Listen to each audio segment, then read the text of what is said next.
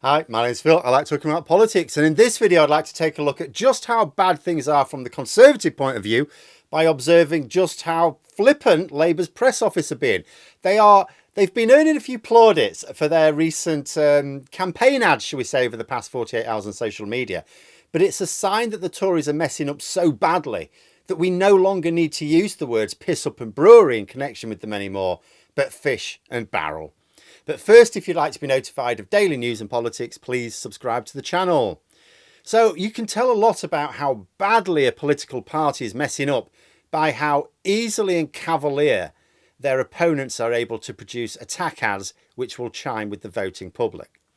Over the past couple of days, Labour have produced a number of stunning social media ads. I'm going to focus on three, which speak of an almost party atmosphere inside the Labour press office. The first was reminiscent of last summer. You remember the Tories were having their first leadership contest of 2022.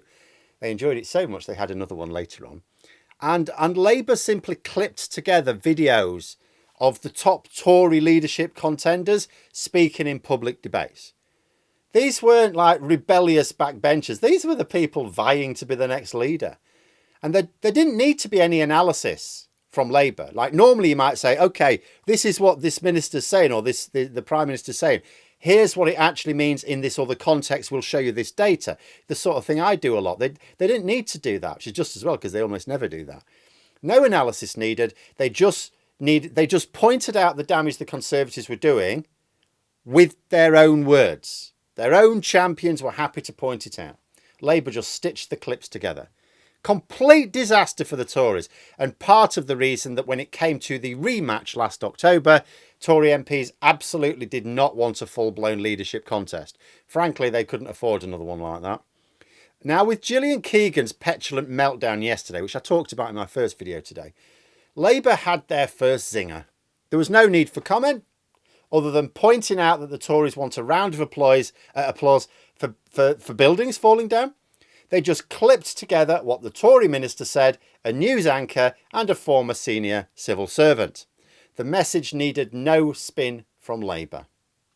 Does anyone ever say, you know what, you've done a good job? There are concerns tonight that even more schools could contain dangerous concrete at risk of sudden collapse. Because everyone else has sat on their and done nothing. No signs of that, no? The decision made by the government was to halve the school rebuilding programme, down from 100 a year to 50 a year. The Chancellor, of course, was at the time. Rishi Sunak. The second was pointing out how Rishi Sunak cut the price of champagne on the same day as he was cutting funding for replacing old school buildings. Now, this is an easy enough ploy, of course. Whenever a Tory budget is being presented, there will always be cuts to public spending and cuts to the cost of living the high life for those who can afford it. But it is a great line to throw to the public. Cutting the cost of being rich, whilst cutting the funding for schools. And the schools are the first step for ordinary people like you or I to ever be able to make it. Like, if your family's rich, you might work hard. You may be a hard worker. You may have a strong work ethic. You may earn a respectable living as a result of your hard work. Or you might just meander through life making lots of money anyway because of your privilege. But for the vast majority of ordinary people, we can only access social mobility if we're not going to be stunningly lucky with a lottery win via education of some sort. This is the Tories directly attacking our major routes to social mobility so that they can ease the cost of luxuries for those who will never have to strive or graft to enjoy a comfortable standard of living. But their third one is my favourite.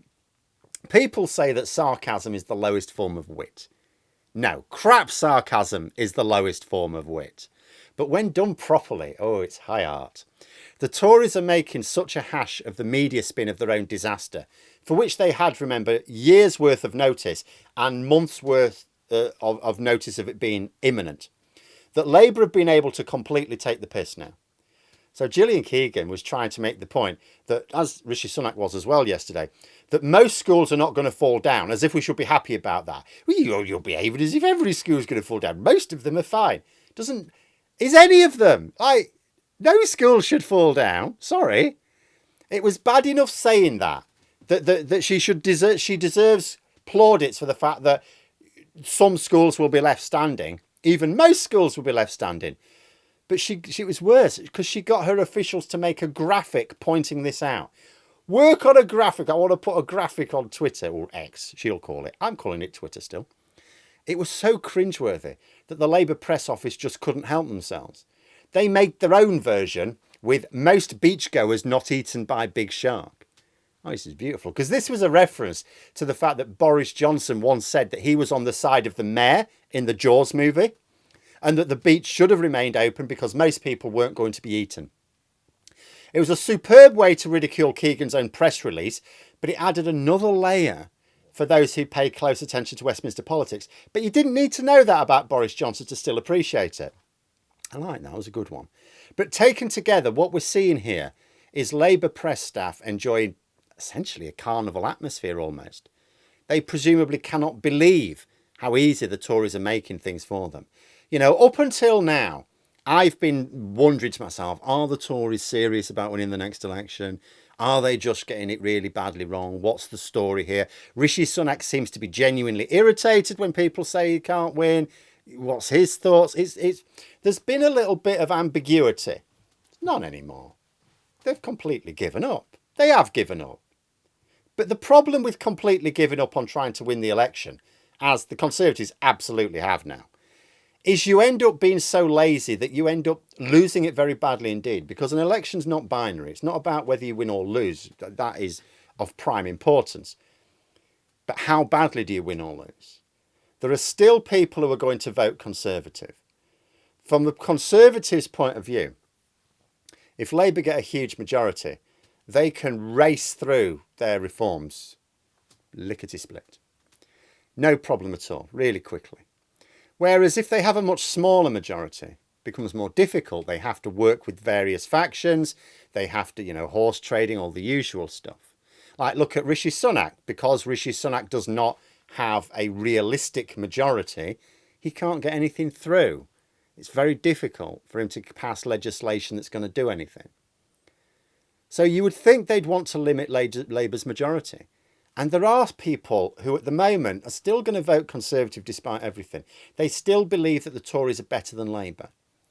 But when it becomes obvious to all but the most blinkered and stubborn that those Tory MPs and the government just simply aren't taking anything seriously, well, the Conservatives could still lose more votes yet. They may be very close to their floor, but they could still lose more. And that could mean even more seats lost. And they're already on for a hiding. 2019 produced a general election that will be the subject of study for generations to come. It stands apart from any other modern Westminster election. It is going to end up being simply a footnote to what is to come next. But there we are. Those are my thoughts. Let me know yours in the comments below. I hope you found the video interesting. If you did, please click the like button. If you'd like to support the channel further, the join button for memberships. And until next time, I'll see you later.